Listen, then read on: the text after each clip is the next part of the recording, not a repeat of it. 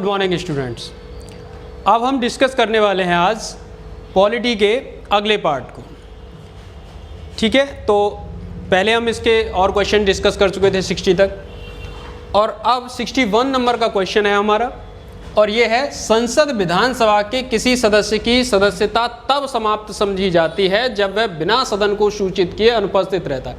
यदि किसी सांसद की बात हो रही है यहाँ पर, या तो सांसद या विधायक, सांसद अथवा विधायक की सदस्यता समाप्त हो जाएगी कब?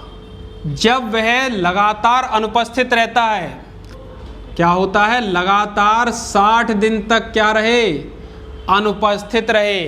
तो इस प्रश्न का उत्तर क्या हो जाएगा? 60 दिन तक। मान लीजिए कोई सांसद बन गया और 60 दिन तक गायब है संसद से बस, और किसी कार्यवाही में भाग नहीं ले रहा है, तो क्या हो जाएगी? उसकी सदस्यता चली जाएगी। अगले प्रश्न पर बढ़ते हैं। अगला प्रश्न है कि शून्यकाल संसदीय व्यवस्था को किस देश की देन है? किसकी बात हो रही है? शून्यकाल, 0 आवर। यहां बात हो रही है शून्यकाल। अक्सर आपने सुना भी होगा शून्यकाल यानी 0 आवर। 0 आवर की व्यवस्था किस देश की देन है? याद रखिए, ये महान कार्य भारत की देन है। भारत की ही खोज है शून्य। शून्य का आविष्कार भी किसने किया? भारतीयों ने किया था, और शून्य काल का भी आविष्कार भारत की ही खोज है ये भी। इसका समय क्या होता है? अक्सर परीक्षाओं में पूछ लिया जाता है कि कितने से कितने समय तक, तो 12 बजे से लेकर के 1 बजे तक, ऐसा कह सकते हैं हम, 12 बजे दोपहर से 1 बजे दोपहर का जो समय होगा वो क्या होगा? शून्यकाल होगा। एक और विशेषता बताऊं इसकी, कि शून्यकाल के समय किसी भी मुद्दे पर प्रश्न पूछा जा सकता है। किसी भी मुद्दे पर प्रश्न कर सकते हैं आप, लेकिन 20 से अधिक प्रश्न नहीं होंगे।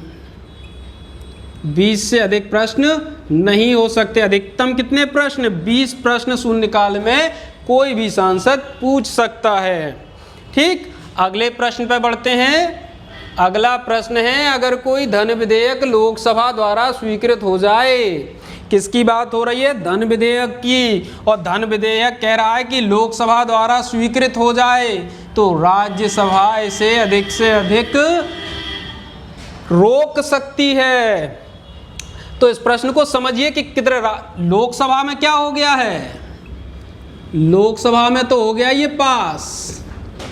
अब कहां जाएगा? एक सदन से पास होने के बाद विधेयक कहां जाता है? दूसरे सदन में। तो दूसरा सदन क्या है संसद का? राज्यसभा। तो राज्यसभा को भी इसे पास करना है, लेकिन राज्यसभा इसे अधिकतम रोक सकती है 14 डेज, यानी कि 14 दिन तक रोक सकती है। अगर उसने 14 दिन तक इसे पास नहीं किया, तो एक बात समझिए कि 15वें दिन स्वतः पास मान लिया जाएगा धन विधेयक। आर्टिकल किस में आता है धन विधेयक? आर्टिकल 110 में आता है धन विधेयक की परिभाषा। और याद रखें कि धन विधेयक को राज्यसभा केवल 14 दिन तक रोक सकती है, और 14 दिन के बाद 15वें दिन ये ऑटोमेटिकली पास मान लिया जाएगा। एक और बात बता दूं कि राज्यसभा धन विधेयक में कोई संशोधन नहीं कर सकती है। ठीक है, यदि कोई संशोधन प्रस्तुत करती भी है तो क्या होगा उस कंडीशन में? उस कंडीशन में लोकसभा की मर्जी है कि माने न माने। अगले प्रश्न पे आते हैं कि धन विधेयक कहां पर स्थापित किया जाता है। बहुत महत्वपूर्ण प्रश्न है कि देखिए, विधेयक जो होते हैं 3 प्रकार के होते हैं। एक तो धन विधेयक, एक संशोधन विधेयक, और एक होता है आपका धन विधेयक, संशोधन विधेयक,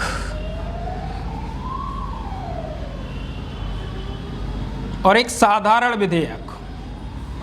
ये 3 विधेयक हुए। तो ये साधारण विधेयक और धन विधेयक ये तो किसी भी सदन में पेश हो सकते हैं। किसी भी सदन में सबसे पहले, पेश तो बाद में दोनों में ही होंगे, लेकिन किसी भी सदन में पहले पेश हो सकते हैं, लेकिन धन विधेयक सबसे पहले लोकसभा में ही पेश हो सकता है। ठीक है, ये बात विशेष तौर पर याद रखें। अगला प्रश्न है, निम्नलिखित में से कौन संसद के दोनों सदनों की संयुक्त बैठक की अध्यक्षता करेगा? तो संयुक्त बैठक की पीछे भी बता चुका हूं आपको, मैंने पिछले प्रश्न में बताया था आपको, पिछले एक प्रश्न में, कि संसद की संयुक्त बैठक जो होगी, जॉइंट सिटिंग जो होगी, उसका आर्टिकल भी हमने देखा था 108 है। राष्ट्रपति बुलाते हैं, राष्ट्रपति द्वारा आहूत होती है, बट अध्यक्षता कौन करता है? लोकसभा अध्यक्ष। लोकसभा अध्यक्ष इसकी क्या करेंगे? अध्यक्षता करेंगे।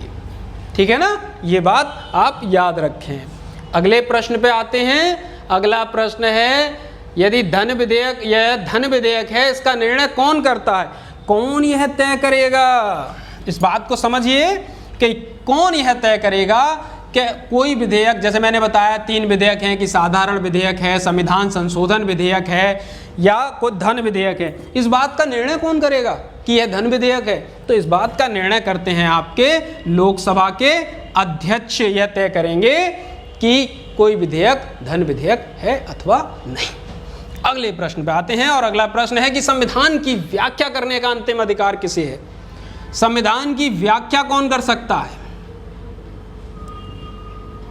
संविधान की व्याख्या कहने का मतलब यह है कि संविधान के किसी वाक्य, किसी शब्द, किसी प्रावधान का क्या अर्थ है, क्या मतलब है, यह कौन तय कर सकता है? तो इसकी जिम्मेदारी खुद संविधान ने ही किसको दी है? सर्वोच्च न्यायालय को, यानी कि सुप्रीम कोर्ट को दी है, कि वो क्या करे? यह तय करे कि किसी संविधान के किसी बात, किसी शब्द, किसी प्रावधान का क्या अर्थ होता है। ठीक है, यहाँ एक बात और बता दूं, ऐसे मामले में हमेशा सुप्रीम कोर्ट की एक संविधान पीठ बनाई जाती है। क्या बनाई जाती है? संविधान पीठ बनाई जाती है। अगर आपसे ये प्रश्न कर दे, बहुत इंपॉर्टेंट है ये भी, IAS तक में पूछा गया है ये प्रश्न, कि संविधान पीठ में न्यूनतम कितने जज होंगे, न्यूनतम न्यायाधीश कितने हो सकते हैं? तो संविधान पीठ में न्यूनतम 5 न्यायाधीश होंगे। कितने होंगे? 5 न्यायाधीश होंगे। और अधिकतम तो जितनी सुप्रीम कोर्ट की कुल संख्या है उतने भी हो सकते हैं। यहाँ एक और प्रश्न का मैं आपको जवाब दे दूं, हो सकता है आगे वो प्रश्न आए कि अब तक की सबसे बड़ी संविधान पीठ, अब तक की सबसे बड़ी संविधान पीठ कब बनी? संविधान पीठ में 13 न्यायाधीश थे। कितने? 13 न्यायाधीशों की बन चुकी है।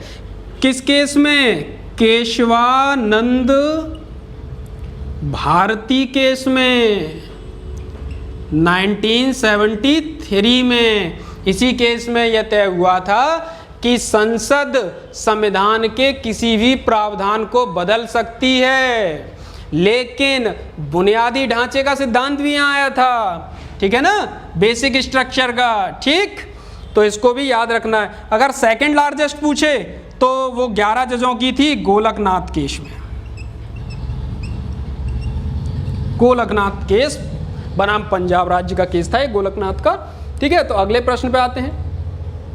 भारतीय संविधान का संरक्षक कौन है? Supreme court. व्याख्या करने का अधिकार इसी को है।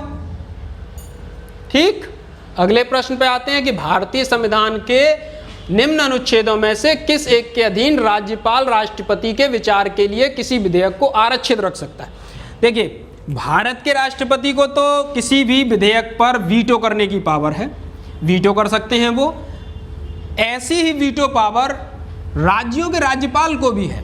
ठीक है ना, 3 प्रकार का वीटो पावर है। राष्ट्रपति को भारत के आत्यांतिक वीटो की पावर है, आपके निलंबनकारी वीटो की पावर है, और पॉकेट वीटो या जेबी वीटो की पावर है।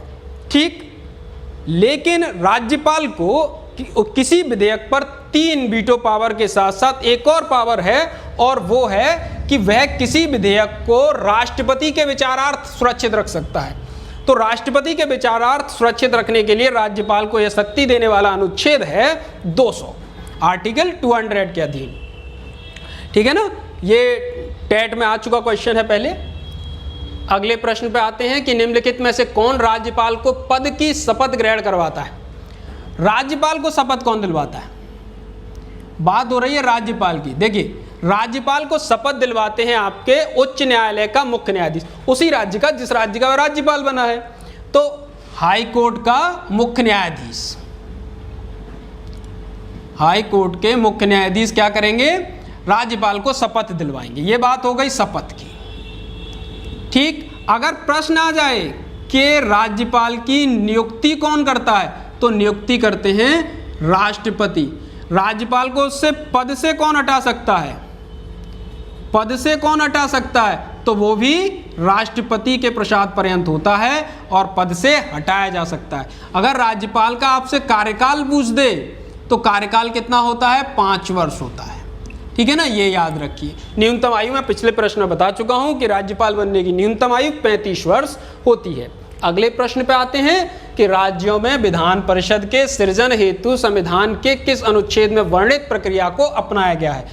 विधान परिषद के सृजन हेतु यहां बात हो रही है, आपने सुना होगा कि कई राज्यों में द्विसदनीय विधायिका होती है जिसे विधान मंडल कहते हैं। क्या होती है? राज्यों में या तो क्या होगी, एक सदनीय होगा,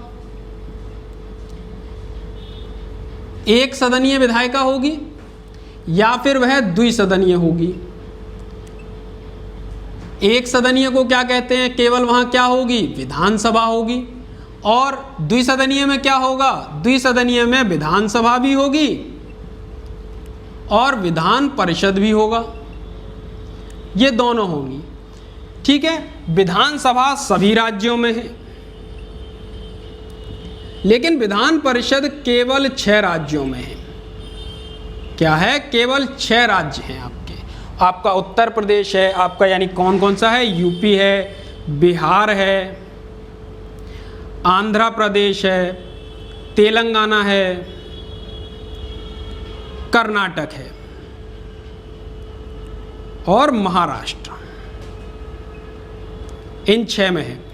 पहले 7 में थी, जम्मू कश्मीर में भी थी, लेकिन आप जानते हैं कि जम्मू कश्मीर अब एक राज्य नहीं है बल्कि एक केंद्र शासित प्रदेश है, तो इस कारण से वहां विधान परिषद की कोई व्यवस्था नहीं है।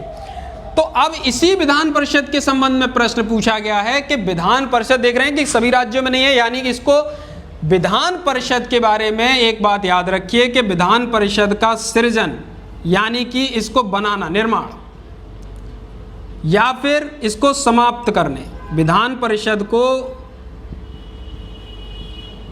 बनाने अथवा समाप्त करने की शक्ति किसके पास है? ये शक्ति है संसद के पास।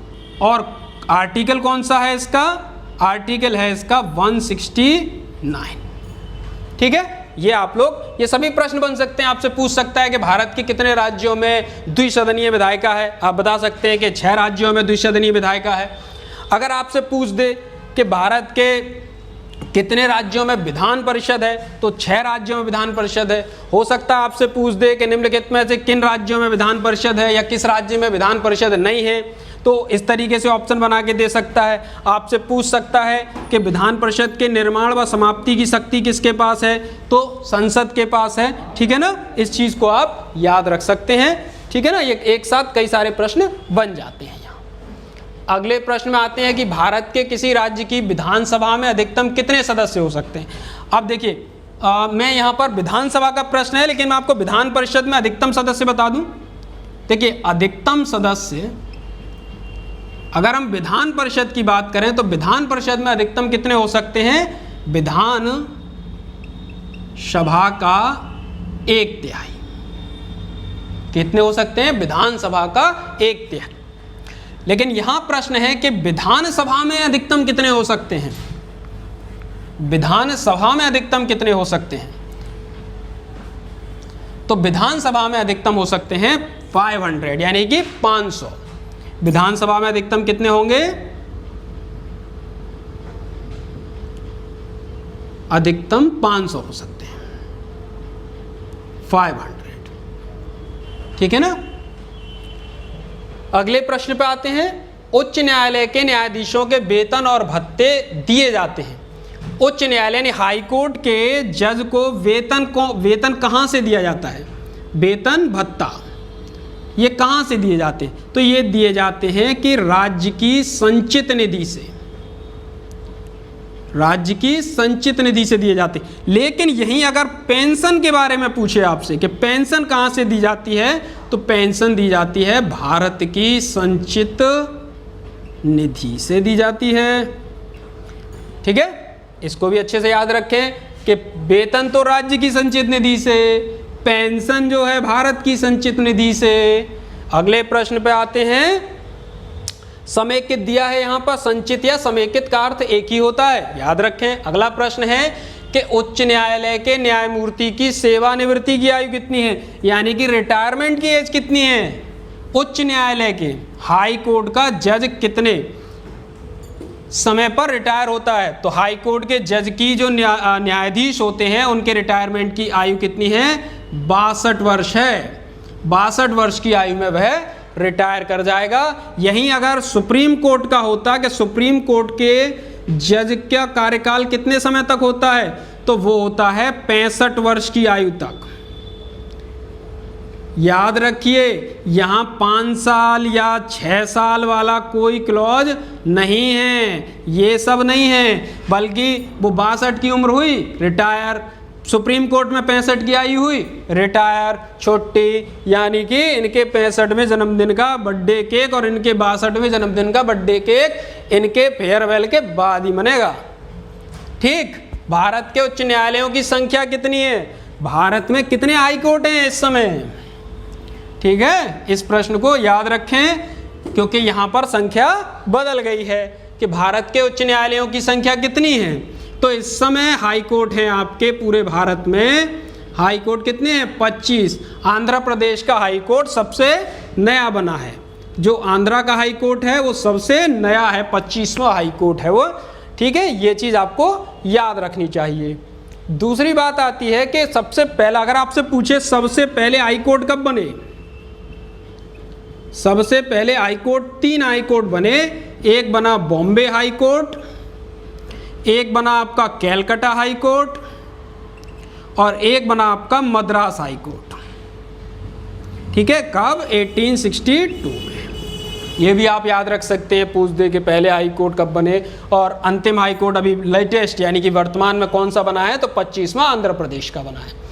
अगला प्रश्न है कि एक उच्च न्यायालय का न्यायाधीश अपना त्यागपत्र किसे देता है? हाई कोर्ट का न्यायाधीश, देखिए हाई कोर्ट के न्यायाधीश की नियुक्ति मैंने बताई आपको कि नियुक्ति तो राष्ट्रपति करेंगे, तो जब नियुक्ति राष्ट्रपति करेंगे तो ये अपना त्यागपत्र भी किसे देगा? राष्ट्रपति को देगा। शपथ अलग है, बस शपथ कौन दिलवाएगा? हाई कोर्ट के न्यायाधीश को शपथ कौन दिलवाएगा? शपथ दिलवाएंगे राज्यपाल। ठीक है, लेकिन इनकी नियुक्ति कौन करेंगे? राष्ट्रपति करेंगे। ये अपना त्यागपत्र भी राष्ट्रपति को देंगे, लेकिन शपथ दिलवाएंगे राज्यपाल। ठीक है, अगले प्रश्न पे आते हैं। किस अनुच्छेद के अनुसार भारत के राष्ट्रपति द्वारा राष्ट्रीय आपातकाल की घोषणा की जा सकती है? यहाँ पर बात हो रही है नेशनल इमरजेंसी की। तो नेशनल इमरजेंसी, यहाँ बात आ गई कि कौन घोषित करता है। प्रश्न में ही दिया है कि नेशनल इमरजेंसी की घोषणा कौन करेंगे? भारत के राष्ट्रपति करेंगे। हालांकि ये मंत्रिमंडल की लिखित सिफारिश पर होता है, बट प्रश्न यहाँ पर है कि कौन से अनुच्छेद? तो आर्टिकल है 352 राष्ट्रीय आपातकाल, राष्ट्रीय आपातकाल की बात होती है। अगर आपसे पूछे कि कितनी बार लग चुका है अब तक,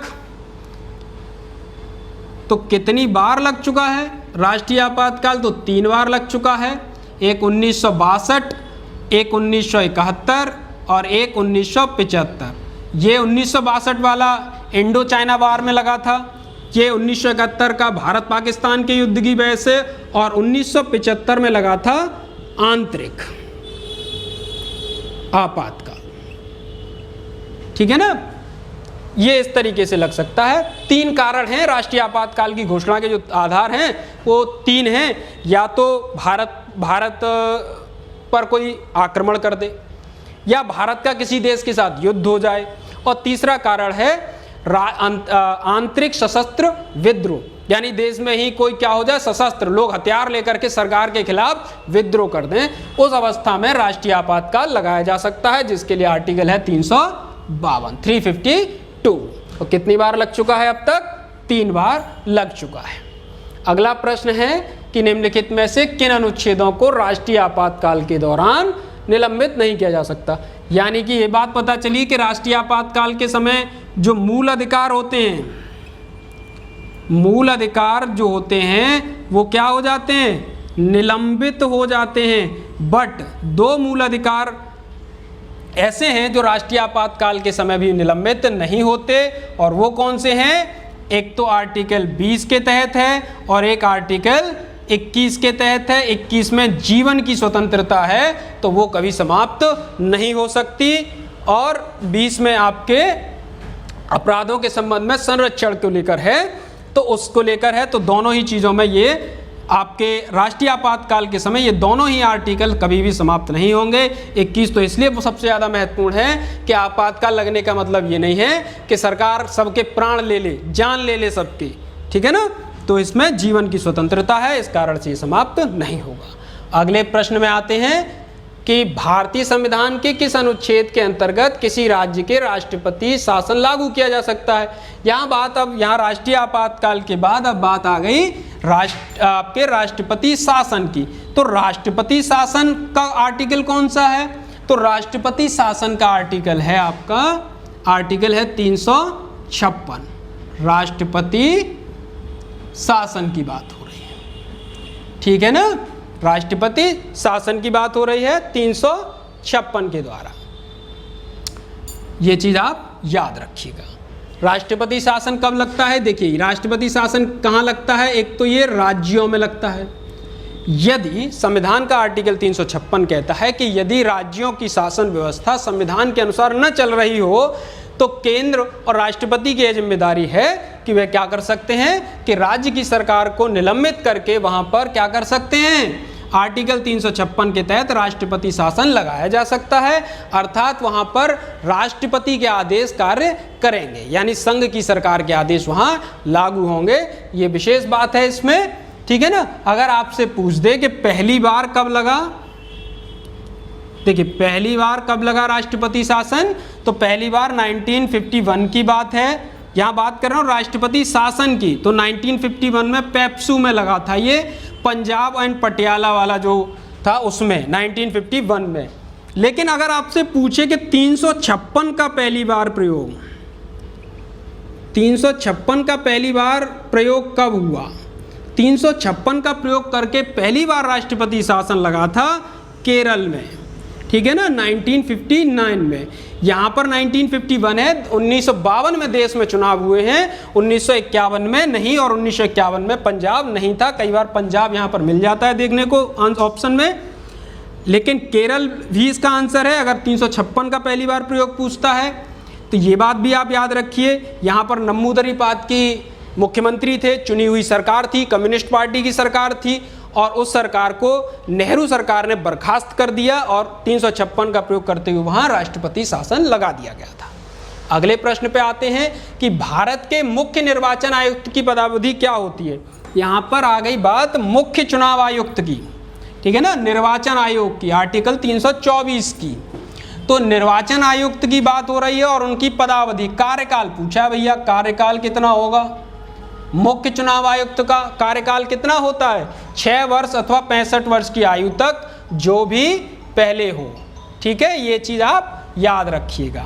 तो जो भी पहले हो वो होगा। अगर इनकी नियुक्ति के बारे में पूछें, या एक तो हो गया 6 वर्ष अथवा 65 वर्ष की आयु तक, ठीक। अगर इनकी नियुक्ति की पूछे कि कौन नियुक्ति करता है, कि भारत के मुख्य निर्वाचन आयुक्त की नियुक्ति कौन करेगा, तो करेंगे आपके राष्ट्रपति, ठीक है ना, राष्ट्रपति नियुक्ति करते हैं। इनका जो त्याग पत्र है वो भी किसको दिया जाएगा, राष्ट्रपति को। यदि इन्हें हटाना हो पद से तो कैसे हटेंगे, राष्ट्रपति नहीं हटाएंगे, बल्कि इन्हें वैसे ही हटाया जा सकता है जैसे सुप्रीम कोर्ट के जज को हटाया जाता है, ठीक है। अगले प्रश्न पे आते हैं कि राष्ट्रीय मतदाता दिवस मनाया जाता है 25 जनवरी, सरल सा प्रश्न था थोड़ा। 25 जनवरी को राष्ट्रीय मतदाता दिवस के रूप में मनाया जाता है। अगले प्रश्न पे आते हैं कि भारतीय जनता पार्टी के गठन के पश्चात इसके प्रथम अध्यक्ष कौन बने थे। तो जब भारतीय जनता पार्टी का पहले तो गठन कब हुआ, तो भारतीय जनता पार्टी का गठन हुआ 1980 में। भारतीय जनता पार्टी का गठन कब हुआ, यानी बीजेपी का गठन कब हुआ है आपके 1980 में, और इसके प्रथम अध्यक्ष बने थे AB वाजपेयी, यानी कि अटल बिहारी वाजपेयी। बीजेपी बनने से पहले ये जनसंघ का हिस्सा थे। ठीक है, तो बीजेपी जनसंघ से अलग होकर बीजेपी बनी और 1980 में बनी, जिसके पहले अध्यक्ष बने अटल बिहारी वाजपेयी। अगर इसके वर्तमान अध्यक्ष आपसे पूछ दे तो वर्तमान अध्यक्ष कौन है बीजेपी का इस समय, ठीक है, वो कौन है, JP नड्डा। ठीक है ना, हिमाचल प्रदेश के हैं JP नड्डा जी, वो इसके वर्तमान अध्यक्ष हैं। अगले प्रश्न पे आते हैं कि मत देने का अधिकार और निर्वाचित होने का अधिकार भारत में है। मत देने का यानी वोट डालने का अधिकार भारत में कैसा अधिकार है, क्या एक संवैधानिक अधिकार है, क्या मौलिक अधिकार है, या एक प्राकृतिक अधिकार है, या वैधानिक। तो याद रखें ये क्या है, एक वैधानिक अधिकार है। क्या है, वैधानिक अधिकार है मत देने का अधिकार। ठीक है ना, लीगल राइट भी कहते हैं इसे, लीगल राइट, ये एक लीगल राइट है।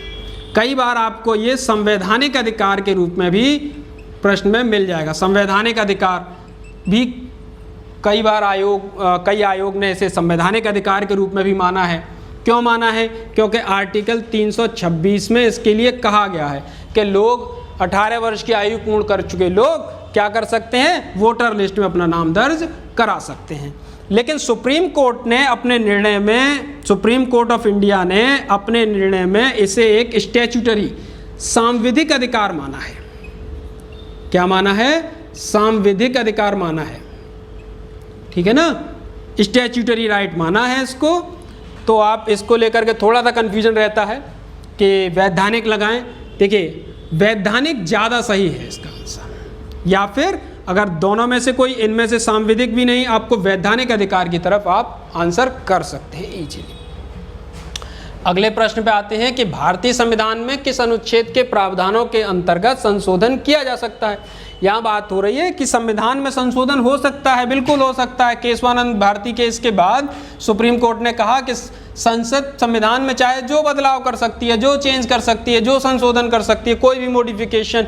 तो इसके लिए आर्टिकल है 368 और ये किस में है, संविधान के भाग 20 में दिया गया है। ठीक है, 100 से ज़्यादा हम जानते हैं कि संशोधन हो चुके हैं।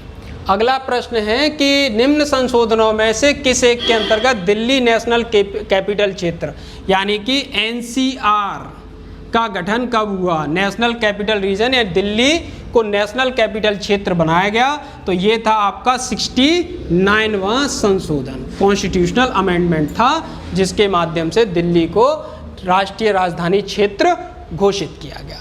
अगले प्रश्न पे आते हैं कि संविधान के किस अनुच्छेद में यह व्यवस्था की गई है कि प्रत्येक राज्य शिक्षा के प्राथमिक स्तर पर मातृभाषा में शिक्षा की पर्याप्त सुविधाओं की व्यवस्था का प्रयास करेगा। मातृभाषा, यहाँ बात आ रही है कि मातृभाषा में शिक्षा की पर्याप्त सुविधाओं की व्यवस्था करने की जिम्मेदारी दी गई है। आर्टिकल कौन सा है ये, आर्टिकल 350 का है। ये आप अच्छे से याद रखें।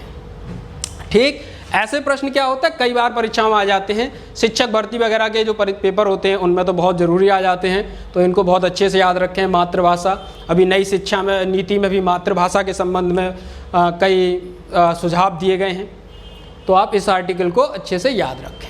अगले प्रश्न पे आते हैं कि पंचायती राज किसका विषय है। हम सब जानते हैं कि संविधान के भाग 9 में क्या दिया गया है, पंचायती राज व्यवस्था के बारे में दिया गया है। किसमें, जो संविधान का भाग 9 है वो उसमें पंचायती राज के बारे में दिया गया है। और ये लेकिन पूछ रहा है कि किस सूची का विषय है, तो ये राज्य सूची का विषय है। किस सूची का है, ये राज्य सूची का विषय है। यानी कि पंचायतों के संबंध में कानून कौन बना सकता है, राज्य विधानसभा इसके विषय में कानून बना सकती है। ठीक है ना, पंचायतों के संबंध में अगर कानून बनाने को कहा जाए तो कौन बनाएगा, आपसे प्रश्न आ जाए तो हमेशा राज्य बनाएगा। पंचायतों को शक्ति कहाँ से प्राप्त होती है, संविधान से, क्योंकि ये संविधान के भाग के रूप में है और सूची में दिया गया है कि कौन कौन सी विषय पर कानून बना सकते हैं। अलग से पंचायत की बात करेंगे थोड़ी देर में। अभी अगले प्रश्न पे जिस समिति ने लोकतांत्रिक विकेंद्रीकरण पंचायती राज की सिफारिश की, उसके सभापति कौन थे? तो ये कौन थे? बलवंत राय मेहता। बलवंत राय मेहता समिति ने 1957 में सिफारिश की, किस चीज़ की? कि भारत में लोकतांत्रिक विकेंद्रीकरण लागू होना चाहिए। और साथ में क्या सिफारिश की उन्होंने कहा, बलवंत राय मेहता समिति ने त्रिस्तरीय पंचायतों की सिफारिश की थी। त्रिस्तरीय कौन कौन सी थी? एक तो ग्राम पंचायत की सिफारिश की इन्होंने, एक तो था यानी कि 3 टियर थी तो ग्राम पंचायत, एक थी आपके पंचायत समिति मिडिल लेवल पे, और तीसरी थी जिला परिषद। इनकी इन्होंने सिफारिश की थी। ठीक है, तो इसको लेकर के बाद में 1959 में 2 अक्टूबर 1959 को सब जानते हैं कि राजस्थान पहला राज्य था जिसने पंचायतों का गठन किया। लेकिन यहाँ कोई बाउंडेशन नहीं थी, संविधान में कोई दर्जा नहीं दिया गया। उसको लेकर के बाद में आएगा कि कब इनको अनुसूची में वर्णित किया गया, इनकी सूची बनाई गई, कब भाग 9 बना, वो संविधान संशोधन भी हम देखेंगे। अगला प्रश्न है कि भारत के संविधान के 73वें संशोधन का संबंध है। 73वां संविधान में भाग 9 कब जोड़ा गया? 73वां संशोधन। 73वां संशोधन किया गया 1992 में, लेकिन लागू हुआ था ये 93 में। तो ये किससे संबंधित है? पंचायत राज व्यवस्था से संबंधित है। ये ग्रामीण पंचायतों के बारे में है। अगला प्रश्न है कि एक व्यक्ति पंचायत का चुनाव लड़ सकता है जब उसने आयु पूर्ण कर ली हो। पंचायत का चुनाव लड़ने की आयु कितनी है? 21 वर्ष है। कितनी है? 21 वर्ष। कंफ्यूज मत कर जाना कि 25 साल है, नहीं, 21 साल का व्यक्ति प्रधान बन सकता है आराम से, कोई समस्या नहीं है उसको। ठीक, अगले प्रश्न पे आते हैं कि किस संवैधानिक संशोधन द्वारा शहरी स्थानीय शासन को संवैधानिक दर्जा दिया गया। ये तो ग्रामीण पंचायतों की बात हो गई 73वें संशोधन में। 73वें संशोधन में क्या हो गई? ग्राम पंचायतों की बात हो गई। अब बात हो रही है 74वां संशोधन, और 74वें संशोधन के माध्यम से क्या किया गया?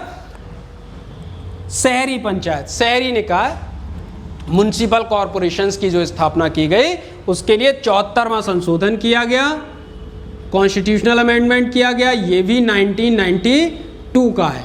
पीवी नरसिम्हा राव की सरकार थी तब ये किया गया। अगला प्रश्न है कि भारतीय, अच्छा, ये अनुसूची भी जोड़ी गई थी 12 संविधान में, अनुसूची 12 जोड़ी गई। ठीक है, और ग्राम पंचायतों के लिए कौन सी अनुसूची है? आप कमेंट करके बताइएगा। ठीक, अगले प्रश्न पे है कि भारतीय उच्चतम न्यायालय के न्यायाधीशों की नियुक्ति कौन करता है? यानी सुप्रीम कोर्ट के न्यायाधीशों की नियुक्ति मैं पीछे बता चुका हूं, राष्ट्रपति सुप्रीम कोर्ट के न्यायाधीशों की नियुक्ति करते हैं। अगला प्रश्न है कि अंतिम अपीलीय न्यायालय कौन सा है?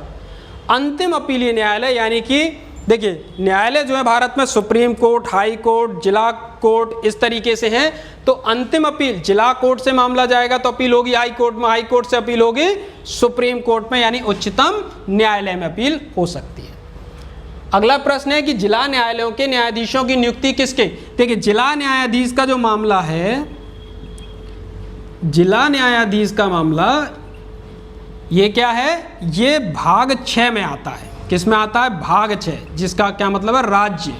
आर्टिकल 233 के अकॉर्डिंग ये कहा गया है कि जिला न्यायाधीश की नियुक्ति राज्यपाल करेंगे। अगला प्रश्न है कि वर्ष 1977 में किसकी अध्यक्षता के अंतर्गत पंचायत राज की जांच करने के लिए एक सरकारी समिति नियुक्त की? ये बात हो रही है 1977 की अशोक मेहता समिति की। इस प्रश्न का उत्तर क्या है? अशोक मेहता समिति बनी थी। 1978 में इसने रिपोर्ट दी। जनता पार्टी सरकार थी, इनकी रिपोर्ट मानी नहीं गई, रिजेक्ट कर दी गई। इन्होंने क्या किया था? देखिए, बलवंत राय मेहता समिति ने क्या किया? 3 स्तर की बात की और इन्होंने कहा द्विस्तरीय। इन्होंने जो पंचायत समिति थी मध्य स्तर पर, उसको समाप्त करने की सिफारिश की थी। अगले प्रश्न पे आते हैं, भारत के आकस्मिकता निधि का संरक्षक कौन है? आकस्मिकता निधि, इमरजेंसी फंड होता है एक, उसका संरक्षक कौन नियुक्त किया गया है? तो वो होते हैं भारत के राष्ट्रपति। ठीक है ना, जरूरत पड़ जाए भारत को किसी, देखिए 3 निधि होती हैं हमारी, एक होती है भारत की संचित निधि, एक होती है लोक लेखा निधि और तीसरी होती है आकस्मिकता निधि। आकस्मिकता निधि राष्ट्रपति के अंडर में होती है। अभी जैसे कोरोना महामारी आ गई तो आकस्मिक है, इसके लिए कोई पहले से, लेकिन उसमें आकस्मिकता निधि फंड रहता है। तो क्या किया गया, आकस्मिकता निधि से फंड जारी किया जा सकता है, तुरंत आवश्यकता, इमरजेंसी आ गई है। राष्ट्रपति ने अब तक कितनी बार राष्ट्रीय आपातकाल की घोषणा की है? मैं पीछे बता चुका हूं कि राष्ट्रीय आपातकाल 3 बार लग चुका है। 1962 भारत चीन युद्ध, 1971 भारत पाकिस्तान युद्ध और 1975 आंतरिक आपातकाल। याद रखिए पाकिस्तान के साथ 1965 में भी युद्ध हुआ था, लेकिन तब अलग से आपातकाल की घोषणा नहीं हुई थी, बल्कि 1962 का जो भारत चीन युद्ध के समय का आपातकाल था वही लागू था। तो ऐसे भी प्रश्न आ जाते हैं। 1965 दे दे ऑप्शन में, तो 1965 में अलग से आपातकाल की घोषणा नहीं हुई थी। अगला प्रश्न है कि भारत के किसी राज्य की उच्च न्यायालय की मुख्य न्यायाधीश बनने वाली पहली महिला कौन थी? तो किसी उच्च न्यायालय की न्यायाधीश बनने वाली, मुख्य न्यायाधीश बनने वाली पहली महिला थी लीला सेठ। ठीक है, यहाँ देखेंगे सुचेता कृपलानी पहली महिला मुख्यमंत्री बनने वाली थी, सरोजनी नायडू पहली राज्यपाल थी और किरण बेदी पहली महिला IPS बनी है। अगला प्रश्न है कि निम्न में से कौन सी भाषा भारतीय संविधान की 8वीं अनुसूची में उल्लेखित नहीं है? मैं पहले प्रश्नों में डिस्कस कर चुका हूं कि 8वीं अनुसूची में 22 भाषाएं हैं और इनमें से, लेकिन ऑप्शन में से बताना है कि कौन सी भाषा इन 22 भाषाओं में सम्मिलित नहीं है। तो वह भाषा है अंग्रेजी। अंग्रेजी भारतीय संविधान की 8वीं अनुसूची में दी गई 22 भाषाओं में नहीं आती है, यानी संस्कृत, सिंधी और नेपाली सम्मिलित हैं। अगला प्रश्न है हमारा 100वां प्रश्न कि निजता का अधिकार किसके अधीन आता है? निजता, प्राइवेसी, प्राइवेसी संविधान के कौन से आर्टिकल में है? तो वो है अनुच्छेद 21 में। यानी आपको अपनी, और एक बात याद रखिए, लिखा नहीं है अनुच्छेद 21 में, सुप्रीम कोर्ट के डिसीजन से आपके आर्टिकल 21 में एक आपका मौलिक अधिकार सम्मिलित हुआ कि आपको एक निजता का, प्राइवेसी का अधिकार प्राप्त है। ठीक है, तो आज के लिए हमारे जो प्रश्न हैं वो समाप्त होते हैं और इसी के साथ पॉलिटी के हमारे जो क्वेश्चन थे वह समाप्त होते हैं। हमने 130 प्रश्नों का यहाँ डिस्कशन किया है अब तक अपने अलग अलग पार्ट्स में। ठीक, अब इसके बाद हम अलग टॉपिक के प्रश्न लेके आएंगे। उम्मीद करता हूँ और मैं ऐसी कामना भी करता हूँ कि इन्हीं प्रश्नों में से आपकी परीक्षाओं में प्रश्न आ जाएं तो आपका काम और आसान हो जाएगा। तो इसी के साथ आज की क्लास समाप्त करते हैं। धन्यवाद।